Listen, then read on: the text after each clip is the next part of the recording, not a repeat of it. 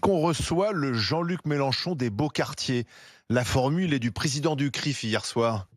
Oui, le président du CRIF Monsieur Yohann Arfi. aurait dû mesurer davantage ses propos. Et je commencerai par les propos inadmissibles qu'il a portés, gravissimes dans notre République.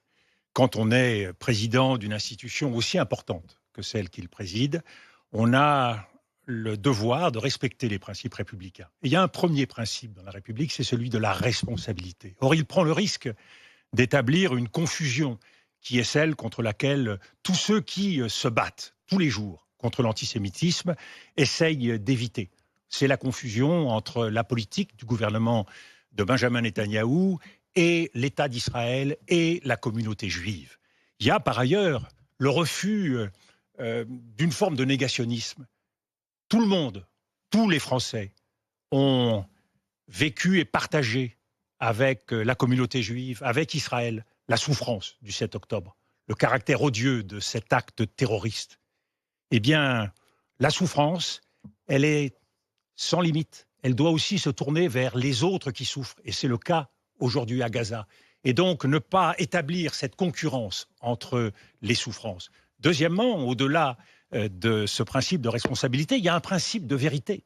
Et je m'étonne que Jonathan Arfi, qui était sur le plateau de BFM, quand les propos que j'ai tenus sur le quotidien ont été falsifiés, détournés, parlant de la domination financière juive, propos que je n'ai jamais tenus, eh bien, n'en est pas tiré les leçons.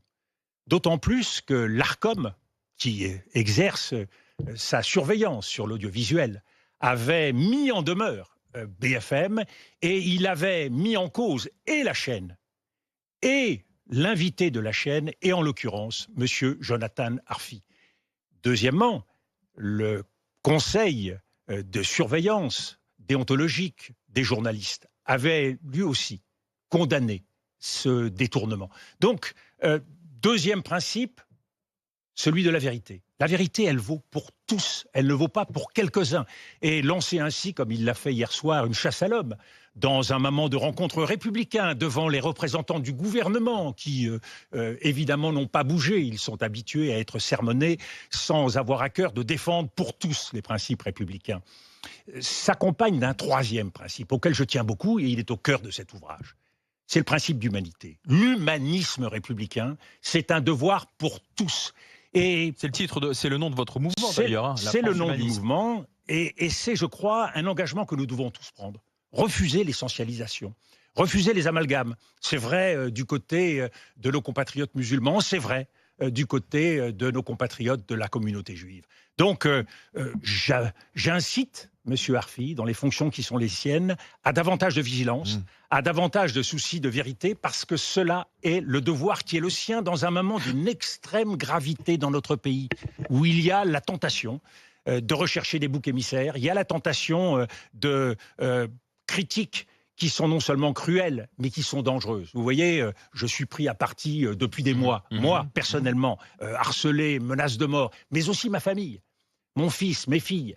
Tout ceci est inacceptable. Ils ont été menacés. Menacés, absolument, mais au quotidien. Mais menacés par qui? Par quoi? Mais je vous le demande. Vous savez, les réseaux sociaux sont anonymes. Je l'ai fait, vous savez comment ça se passe. Mais on vous reproche quoi précisément dans ces menaces? Vous savez, il n'y a pas la place pour un reproche. Ce sont des insultes, on vous traite de tous les noms et on vous condamne à une mort prochaine. Donc je crois que la responsabilité, je le redis, il ne suffit pas de mener des politiques contre l'entrisme, le séparatisme.